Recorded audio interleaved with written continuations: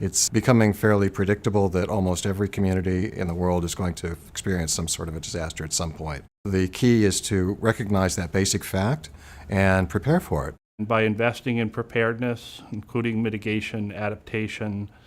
what you are is helping your community to do better in the event that a disaster happens, and to be stronger and more resilient in terms of how fast they can recover,